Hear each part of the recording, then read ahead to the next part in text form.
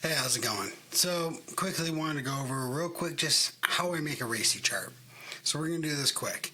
Alright, it's a real simple process. So, right here I'm in PowerPoint and I'm going to go over to Insert Table. We're just going to try to do let's go at 7 by 5, just for this example. Alright, so I'm going to pull this down. Looks like this. Probably not the greatest, but at least it works. Alright, so, don't know what I did there. Why I did that. Okay, so, gonna make this top row. Let's go ahead and make that, let's go with orange.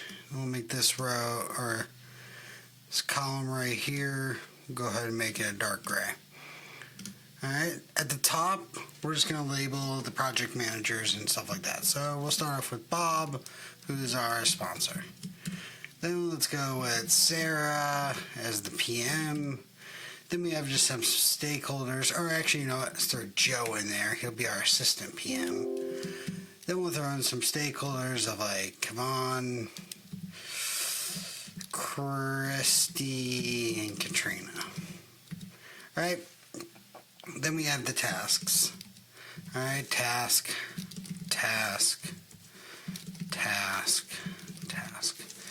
Then over here we just write who's responsible. So, I don't know what the task is right off the top of my head, but let's just say Bob is responsible, Sarah's accountable, Joe, he's, I don't know, not even going to put him on there.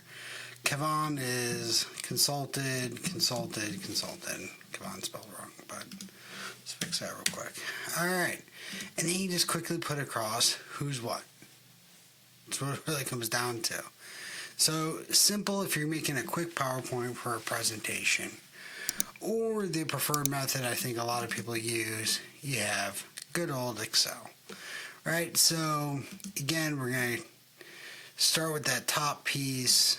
Make it, start in there, throw the orange, we go down here, make it gray, and again, now we have Bob, Sarah, Joe, Kevon, Christy. Alright, then again, down here you label the tasks.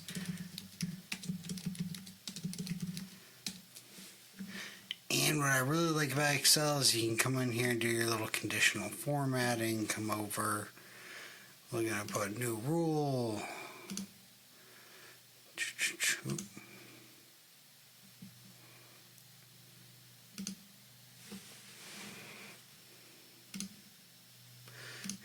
Classic format, only cells that contain specific tag containing. I'm just going to put R. If it's R,